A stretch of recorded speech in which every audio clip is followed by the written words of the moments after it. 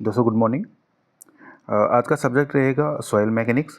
Soil mechanics के question मैंने लिए हैं गुप्ता एंड गुप्ता से, जो गुप्ता का नया एडिशन आया है, 5th एडिशन है। कुछ क्वेश्चन इसमें रिपीट हुए हैं, कुछ पुराने ही हैं।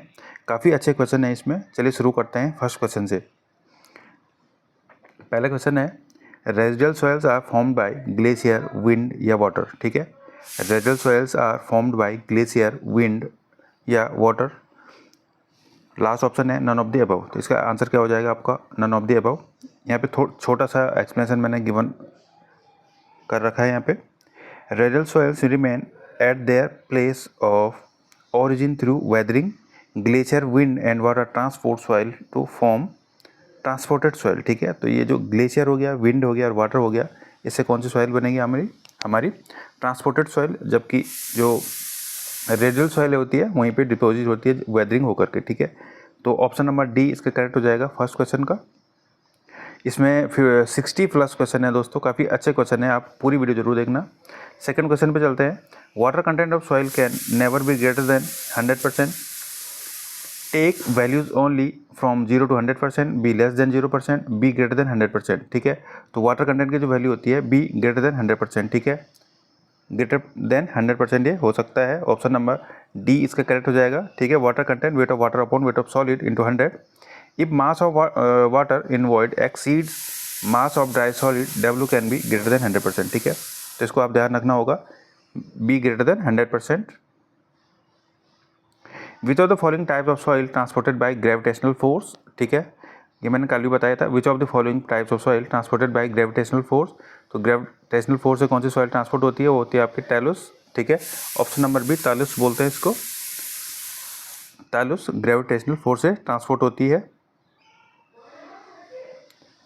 Fully saturated soil is said to be one phase system, two phase system with soil and air, two phase system with soil and water, या थ्री फेज सिस्टम। ठीक है, जनरली आपने देखा होगा जो सॉइल होती है हमारे 3 फेज में होती है, जिसमें आपका सॉलिड होता है, एयर होता है एंड लिक्विड होता है। ठीक है, वाटर होता है। अगर ये फुली सैचुरेटेड है, वहाँ पे एयर नहीं होगा, तो 2 फेज में आ जाएगी वो, उसमें जिसमें आपका सॉइल सॉलिड्स एंड वाटर आपका हो जाएगा। ठीक है, ऑप्शन नंबर सी इसका करेक्ट हो जाएगा।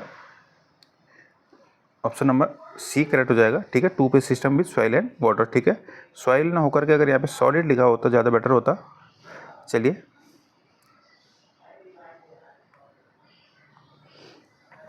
Valid range for S, the degree of saturation of soil is percentage. ठीक है, एस मतलब डिग्री ऑफ सैचुरेशन की बात कर रहा है ये। तो डिग्री ऑफ सैचुरेशन की रेंज क्या हो सकती है? S is greater than 0, S less और इक्वल टू 0। ठीक है, या सैचुरेशन की वैल्यू एस 100 से कम या 0 से बड़ा, या 0 के इक्वल या 0 से बड़ा, 100 से छोटा और इक्वल्स टू 100। तो इसका क्या होगा आपका correct answer? Option number D हो जाएगा। ठीक है, 0 से क्या होना चाहिए? बड़ा होना चाहिए, या 0 के इक्वल, या 100 के बराबर, या 100 से कम। ठीक है, ध्यान देना इस बात का। ऑप्शन नंबर डी इसका करेक्ट हो जाएगा। The submerged density of soil in terms of unit weight of water gamma W, specific gravity G and void ratio E is given by the expression of gamma W G minus 1 upon 1 plus E. इसको आप direct ये जो relations हैं ये याद रखने होंगे फॉर्मूले। ठीक है, इनका डेरिवेशन इनको हमें याद रखना पड़ेगा। ऑप्शन नंबर डी ये करेक्ट हो जाएगा। Gamma W G minus 1 upon 1 plus e, ये गिवन है यहाँ पे, हल्का सा explanation.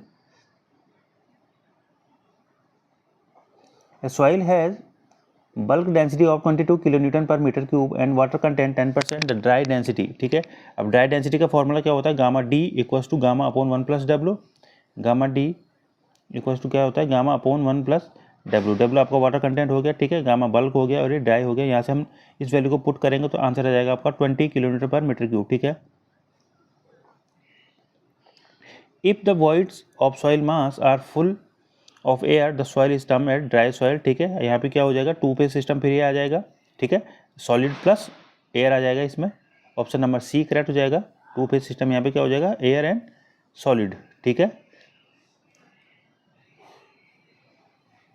Valid range for N, the percentage of voids in. ठीक है, अब यहाँ पे एन की वैलिड रेंज पूछ रहा है ये, मतलब पोरोसिटी की। एन क्या होता है आपका? पोरोसिटी पोरोसिटी की रेंज कितनी होगी, 0 से बड़ा एंड 100 से कम, ठीक है, 100 से छोटा और 0 से बड़ा। ऑप्शन नंबर ए करेक्ट हो जाएगा इसमें। Greater than 0 and less then 100, greater than 0 and less then 100, option number A इसका करेक्ट हो जाएगा। Select the correct statement, unit weight of dry soil is greater than unit weight of weight soil. For dry soil, dry unit weight is less than total unit weight. Unit weight of soil increases due to submergence in water. Unit weight of soil decreases due to submergence of water, ठीक है, option number D इसमें ज़्यादा correct होगा। क्यों होगा, buoyancy reduce effective mass making submerged unit weight gamma submerged nearly half of the submerged unit weight, ठीक है, तो इसलिए इसका रीजन क्या है वो आपको मैंने बता दिया, ऑप्शन नंबर डी इसका करेक्ट हो जाएगा। इसलिए void ratio of soil mass can never be greater than unity, be 0, take any value greater than 0, take value between 0 and 1 only, ठीक है, तो इसका आंसर क्या हो जाएगा, take any value greater than 0, option number C correct हो जाएगा। Void ratio की वैल्यू कितनी होती है, कोई वैल्यू 0 से ऊपर, take any value greater than 0। If the volume of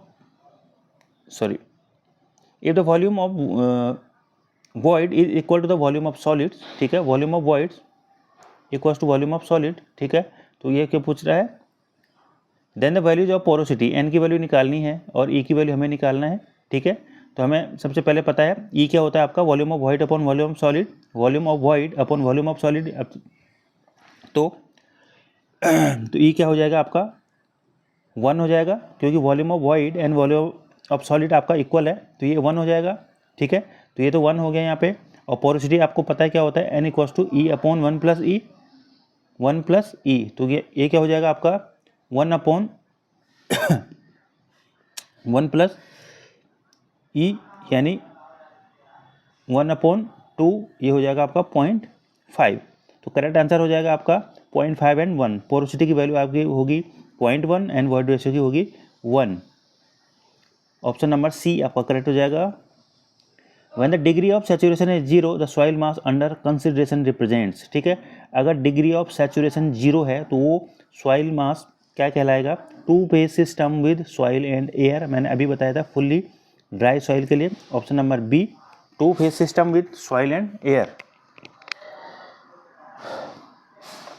select the correct range of density index, ID की वैल्यू बोल रहा है, ठीक है, डेंसिटी इंडेक्स आईडी क्या होता है आपका, आईडी की वैल्यू ई मैक्स माइनस ई अपॉन ई मैक्स माइनस ई मिनिमम, ठीक है, ई मैक्स आपका क्या होता है आपका लूजर स्टेट में, जहाँ पे वॉइड रेशियो आपका सबसे ज़्यादा होगा, ई नेचुरल हो गया, ई मैक्स वही हो गया, ई मिनिमम क्या होता है आपका जिसमें डेंसिटी स्टेट में वो होता है, ठीक है, सॉइल, तो ये डेंसिटी इंडेक्स का ये फॉर्मूला होता है, तो इसकी रेंज पूछ रहा है ये, तो रेंज आपकी क्या हो जाएगी, ऑप्शन नंबर डी इसके करेक्ट हो जाएगा, ठीक है, ऑप्शन नंबर डी इसको लेंगे,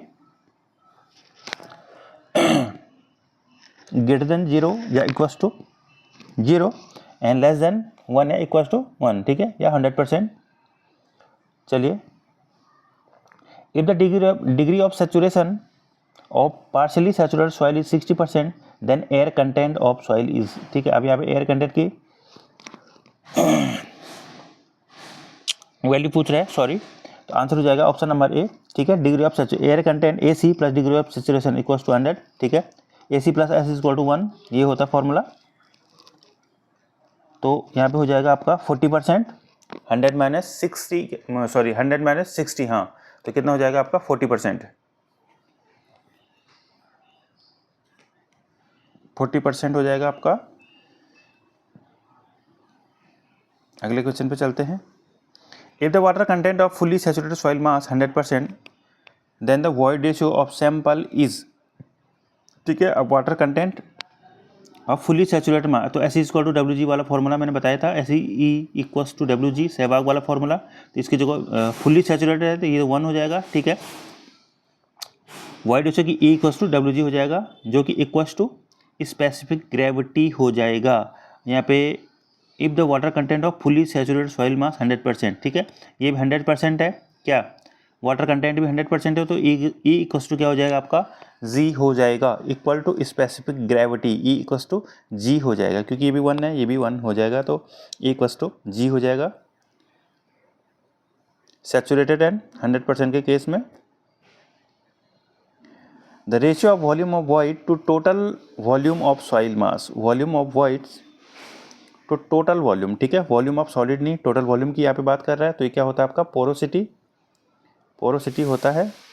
तो आंसर हो जाएगा option number B, option number B correct हो जाएगा। अगर volume of void upon volume of solid कहता तो वहाँ पे वॉइड रेशियो हो जाता।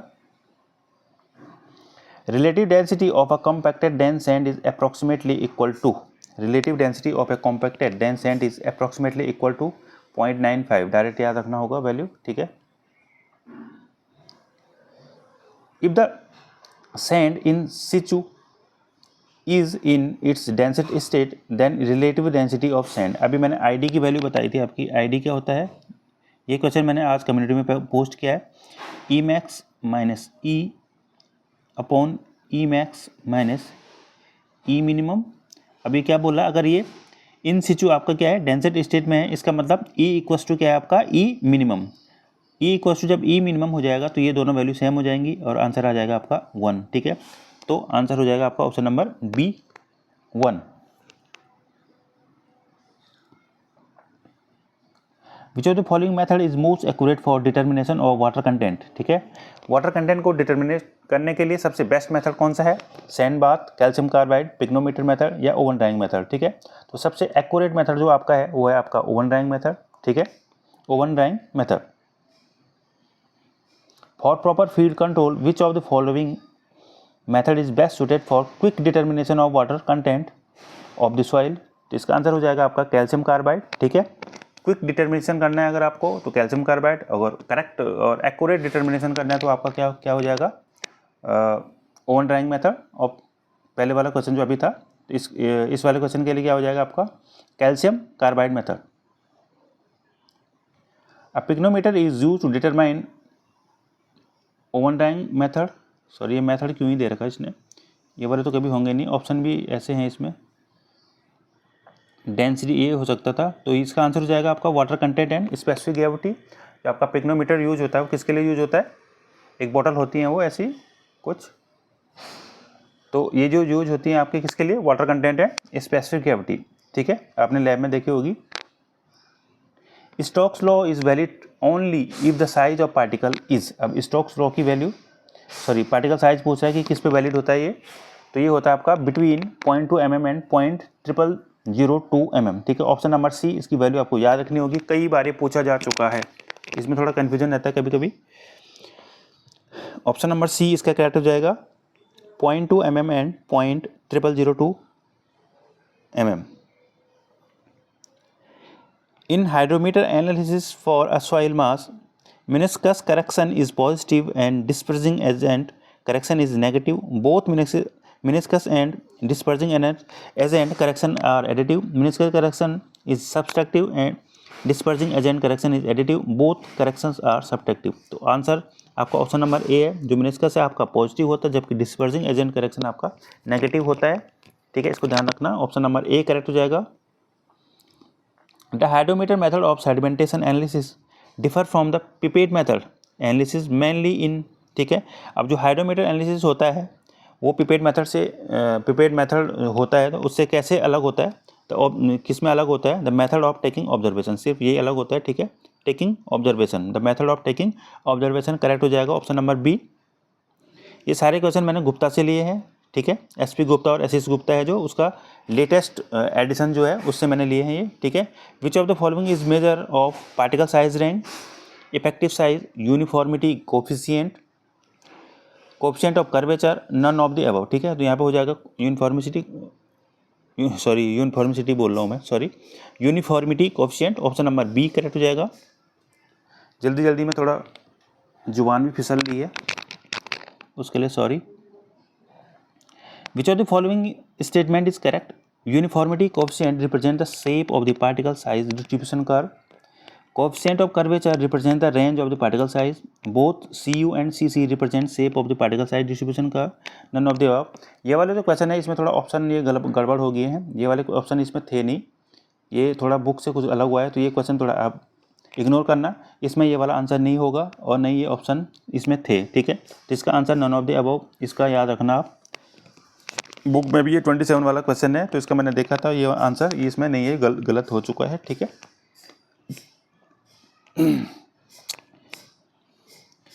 ठीक है।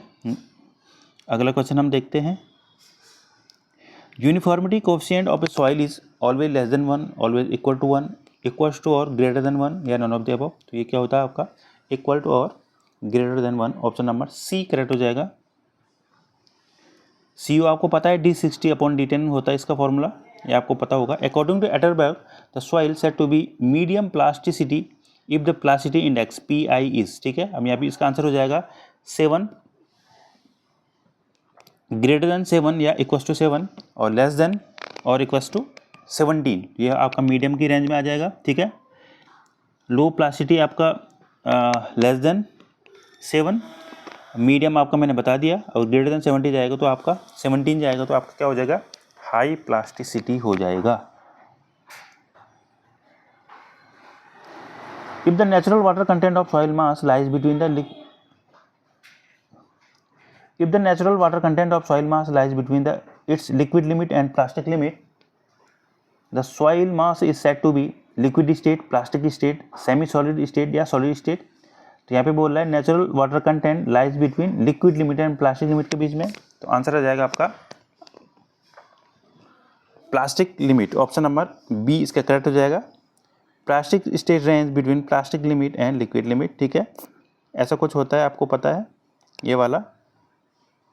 यहाँ पे ये solid, semi solid, plastic and liquid जो ग्राफ बनता है, तो ये आपको याद होगा, नहीं होगा तो आप एक बार देख लेना इसको।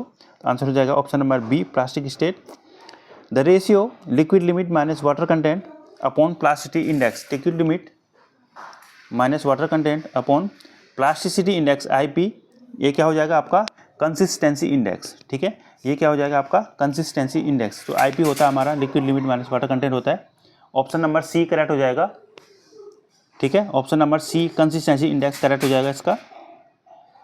When the plastic limit of soil is greater than the liquid limit, when the plastic limit of soil is greater than the liquid limit, then the plasticity index is reported as। ठीक है, अब यहाँ पे when the plastic limit of soil is greater than liquid limit, अब यहाँ पे मैंने क्या बताया था, प्लास्टिसिटी इंडेक्स क्या होता है आपका, IP क्या होता है, liquid limit minus plastic limit. अब यहाँ पे क्या बोला है, प्लास्टिक लिमिट अगर ज़्यादा हो जाता है तो ये माइनस में आएगा वैल्यू, और हम इसकी वैल्यू माइनस में नहीं लेते हैं, इसको हम 0 मान लेंगे। तो ऑप्शन नंबर बी हमारा करेक्ट हो जाएगा। ऑप्शन नंबर बी इसका करेक्ट आ जाएगा।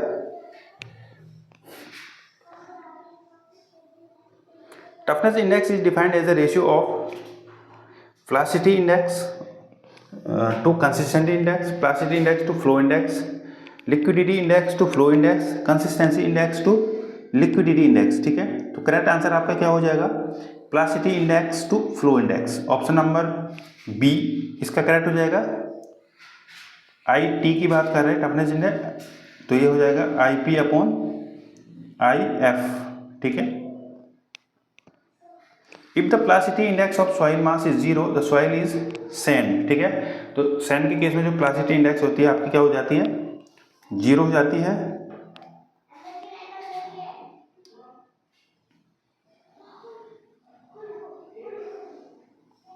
The admission of courses particle like sand और सिल्ट टू क्ले। ठीक है, अब क्ले के अंदर आप सैंड और सिल्ट मिक्स करेंगे तो क्या होगा कि, तो इसमें क्या हो जाएगा decrease in both liquid limit and plastic limit. जो सैंड के क्ले के केस में क्या हो जाएगा फिर डिक्रीज हो जाएगा क्या liquid limit and liquid limit and plasticity index दोनों क्या हो जाएगा डिक्रीज हो जाएगा। ठीक है, select the correct statement. A uniform soil has more strength and stability than non-uniform soil. A uniform soil has less strength and stability than non-uniform soil. Uniformity coefficient does not affect strength of stability. Poorly graded soil is more stable than well graded soil. तो correct answer हो जाएगा option number B. A uniform soil has less strength and stability than non-uniform। अब कैसे होगा वो देखिए, non-uniform soil जो होता है well graded होता है, इसमें soil have better particle interlocking ठीक है, क्योंकि इसमें साइज अलग अलग होता है, तो एक वेल ग्रेडेड होने के कारण वहाँ पे इंटरलॉकिंग सही रहती है, इससे स्ट्रेंथ ज़्यादा आती है। तो ऑप्शन नंबर बी यहाँ पे करेक्ट हो जाएगा।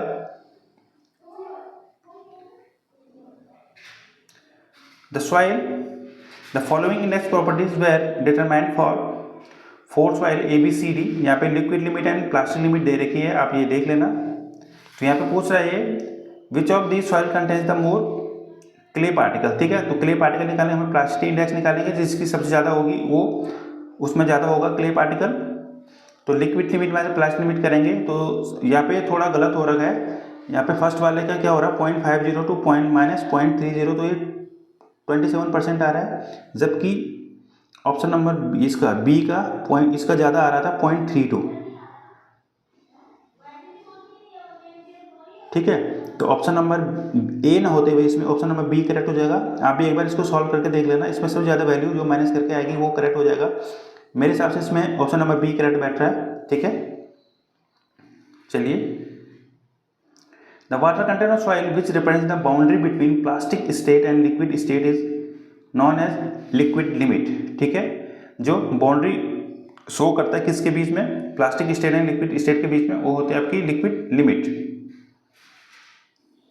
विच of the following soil has more plasticity index, clay हो जाएगा इसका आंसर, option number C clay. At liquid limit all soil possess same shear strength and small magnitude, same shear strength of large magnitude, different shear strength of small magnitude, different shear strength of large magnitude. तो ये same shear strength small magnitude, option number A correct हो जाएगा।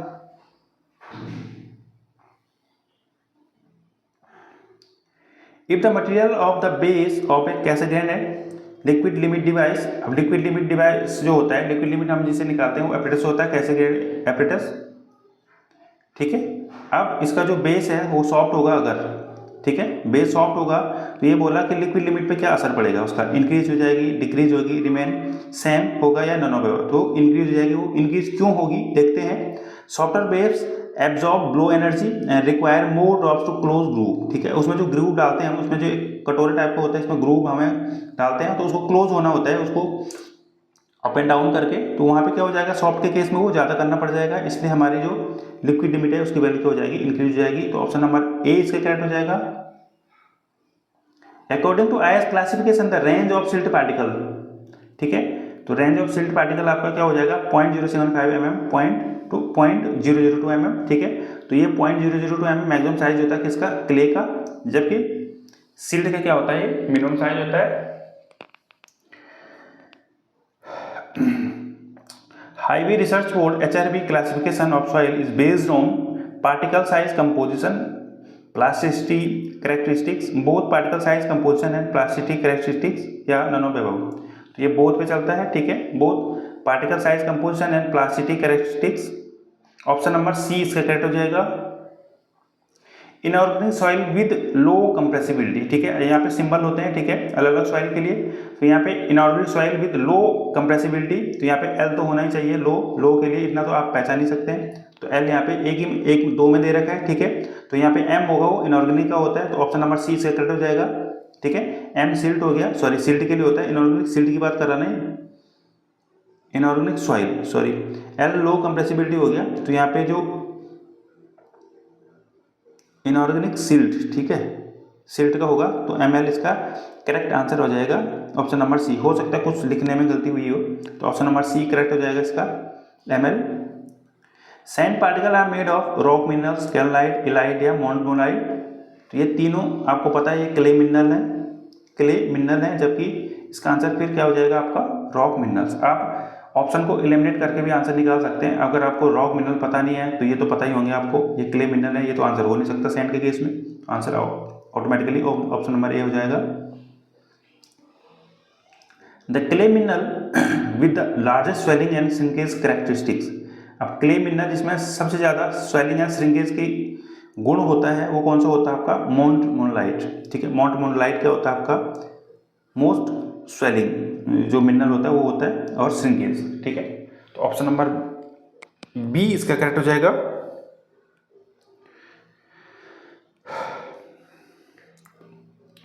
Dispersed type of soil structure is an arrangement comprising particle having face to face और parallel orientation, edge to face या all of the above. तो यहाँ पे जो disperse orientation कैसा हो जाएगा आपका फेस टू फेस।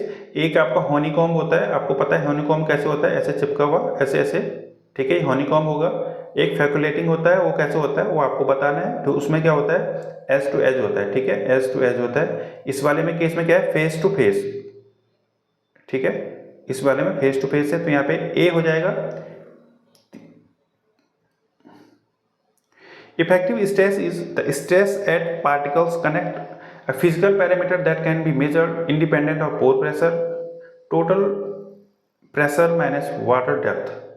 तो यहाँ पे इसका जो ऑप्शन सुटेबल बनना है वो है आपका the stress eight particle contacts, ठीक है। Effective stress represent the intergranular contact stress transmitted through the soil solid skeleton.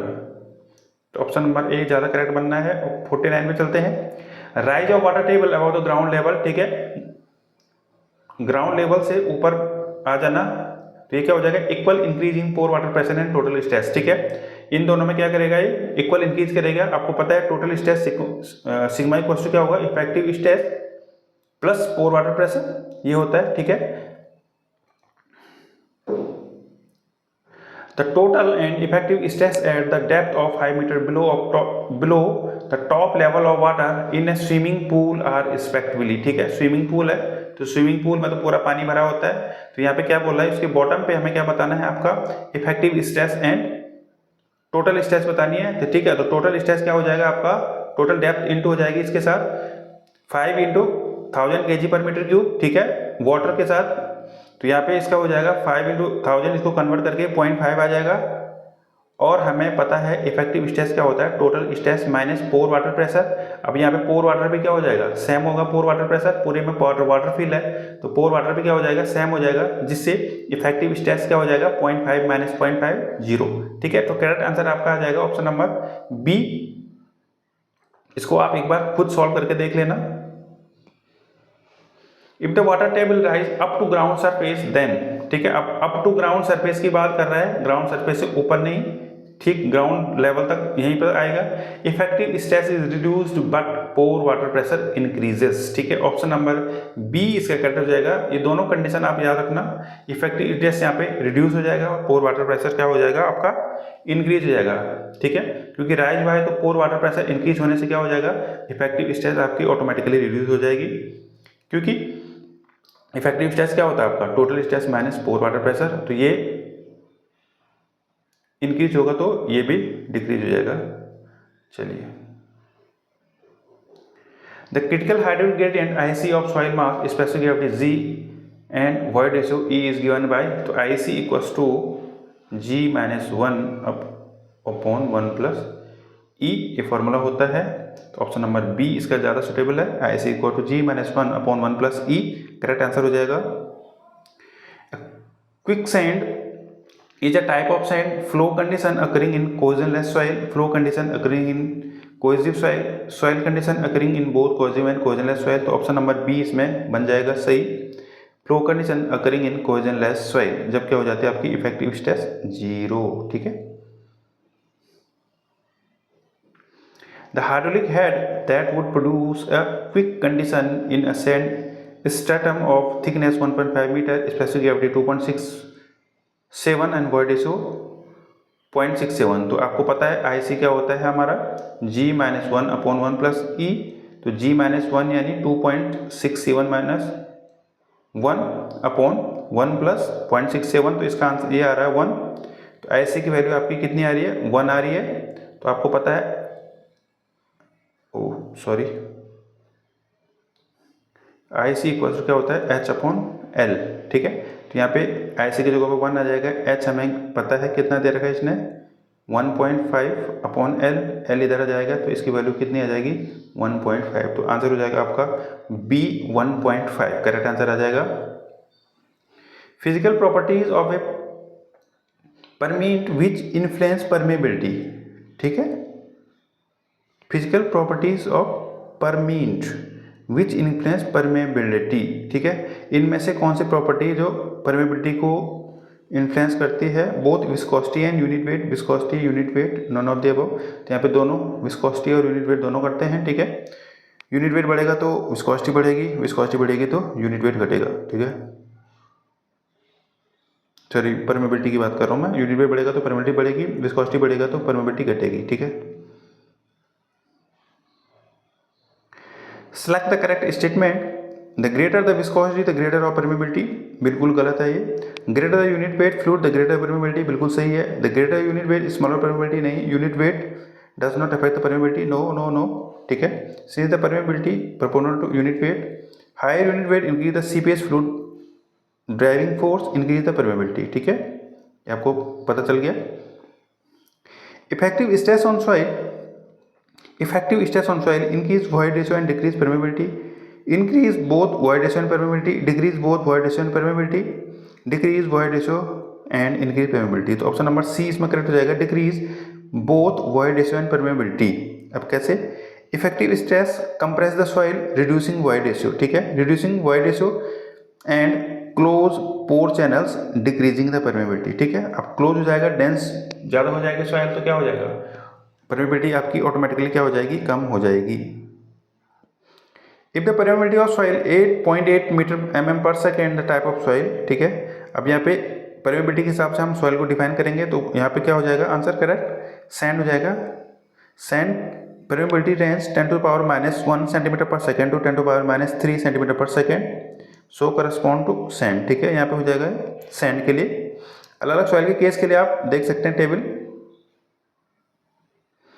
Which of the following method is more suitable for the determination of permeability of clay soil? अब clay की बात कर रहे हैं तो clay के लिए आपका फॉलिंग हेड परमेबिलिटी होता है, जबकि कोर्स ग्रेन सॉइल के लिए आपका कांस्टेंट हेड परमेबिलिटी टेस्ट हम यूज करते हैं लेबोरेटरी के अंदर। तो यहाँ पे क्ले पूछा था, तो क्ले के लिए हो जाएगा आपका falling head permeability test.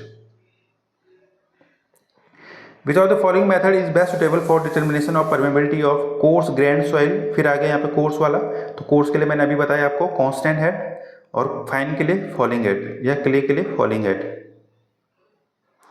Due to rise in temperature the viscosity of unit weight percolating fluid are reduce, coefficient of permeability, ये थोड़ा गड़बड़ है, इसमें कुछ वैल्यू गिवन थी, ये थोड़ा मिस हो गया, इसमें कुछ क्वेश्चन अधूरा है, इसको इग्नोर करना आप, ठीक है, इसको इग्नोर करना। यहाँ पे कुछ वैल्यू थी वो कुछ गड़बड़ हो गया है, ठीक है, उसके लिए सॉरी। अगले क्वेश्चन पे चलते हैं। Coefficient of permeability of soil does not depend upon temperature, increase with increase in temperature, option number B correct हो जाएगा। अगर टेम्परेचर इंक्रीज होगा तो आपका परमेबिलिटी भी इंक्रीज होगा, ठीक है, ऑप्शन नंबर बी करेक्ट हो जाएगा। The average coefficient of permeability of natural deposits, average coefficient of permeability of natural deposit parallel to stratification is always greater than the perpendicular to stratification, option number A इसका correct हो जाएगा। और option नहीं पढ़ रहे, अब देखते हैं कैसे। या फिर सपोज है सॉइल सैंपल है, दो सैंपल है, इसका स्ट्रैटिफिकेशन ऐसा है, एक में ऐसा ऐसे में है, ठीक है। अगर यहाँ पे पैरेलल स्ट्रैटिफिकेशन में ग्रेटर होता है, अब यहाँ से सॉरी फ्लो की बात कर रहे हैं, parallel to stratification is always greater than that of perpendicular, ठीक है। अब यहाँ पे अगर ऐसे में वाटर फ्लो करेगा तो इसमें ज़्यादा जल्दी करेगा, ठीक है, यहाँ पे परमेबिलिटी ज़्यादा होगी। अगर स्ट्रैटिफिकेशन ये है और इसके परपेंडिकुलर यहाँ से आएगा पानी, तो ये फ्लो यहाँ तक पहुँचने में बहुत टाइम लगाएगा, यहाँ पे परमेबिलिटी कम होगी, समझ गया। अगर स्ट्रैटिफिकेशन फिर बनाता हूँ, अगर स्ट्रैटिफिकेशन ये है, सपोज दैट ये सॉइल का स्ट्रैटिफिकेशन ऐसे हो रही है सॉइल, ठीक है। अगर यहाँ से पानी एंटर होगा तो आसानी से इधर से जल्दी निकल जाएगा ना, यहाँ पे क्या होगा, परमेबिलिटी ज़्यादा होगी। पर अगर बात करेंगे किसके, परपेंडिकुलर के, अगर यहाँ से आएगा तो यहाँ से आप देखिए स्ट्रैटिफिकेशन ऐसे में है, पानी ऐसे में आएगा, तो यहाँ से क्या हो जाएगा, यहाँ से आने में टाइम लगाएगा, तो यहाँ पे परमेबिलिटी कम हो जाती है। तो यहाँ पे आंसर आपका ए बन जाएगा, ऑप्शन नंबर ए। तो यहाँ पे अगला क्वेश्चन देखते हैं। The total discharge from two wells situated near the each other is, ठीक है, total discharge from two well situated each other is sum of discharge from individual wells. Total discharge की बात कर रहा है, कितना होगा दोनों को जोड़ करके, या less than sum of discharge from individual well, greater than sum of discharge from individual well, equal to larger of the two discharge from individual well. तो करेक्ट आंसर आपका ऑप्शन नंबर बी हो जाएगा, less than the sum of discharge from individual well, ठीक है। Total discharge अगर जो near है उनके तुलना में क्या होगा, लेस होगा।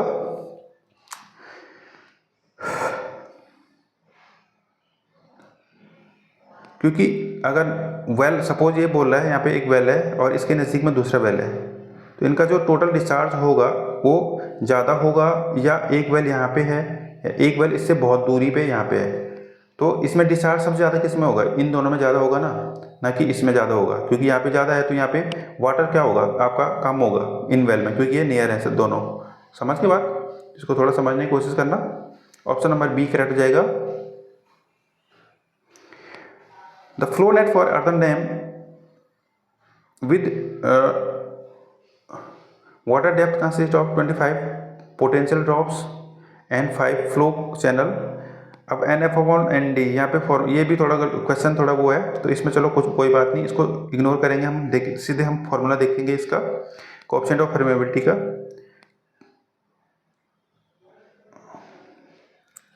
तो इसका फॉर्मूला आपका क्या होता है, KH into NF flow channel upon potential drop ND, ठीक है। NF/ND इसका फॉर्मूला होता है। आप इसको ध्यान देना, यहाँ पे थोड़ा क्वेश्चन में थोड़ा गड़बड़ी हुई है। तो यहाँ पे मेरे ख्याल से फॉर्मूला, ये क्वेश्चन ऐसा था, इसमें कुछ वैल्यू दे रखी थी, हम यहाँ पे वैल्यू रखने थे और उसका आंसर निकालना था हमें। तो यहाँ पे कोई बात नहीं, हमें फॉर्मूला यहाँ पे पता चल गया। फॉर्मूला क्या होता है, ये समझ लो कि इसमें फॉर्मूला ही पूछ रखा था। तो आंसर आपका फर्स्ट वाला ऑप्शन हो जाएगा, KH इंटू NF/ND, ठीक है। तो 65 क्वेश्चन इसमें कंप्लीट हो चुके हैं, शायद पूरे हो गए। तो दोस्तों ये फर्स्ट पार्ट था, इसके बाद मैं और वीडियो लाऊंगा सोहेल की, गुप्ता एंड गुप्ता की, ठीक है। तो फर्स्ट वाले पार्ट में मैंने 65 क्वेश्चन कराए। आपको क्वेश्चन कैसे लगे कमेंट में जरूर बताना, कहीं पे गलती हुई होगी तो इसको जरूर बताना कि यहाँ पे गलत हो गया है, ठीक है, कमेंट में। अच्छा लगा तो शेयर जरूर करना, सब्सक्राइब जरूर करना, और कम्युनिटी के अंदर में 3300 प्लस क्वेश्चन हो चुके हैं, तो वहाँ ज्वाइन जरूर करना। मिलते हैं आपको नेक्स्ट वीडियो में, तब तक के लिए thank you so much, bye bye.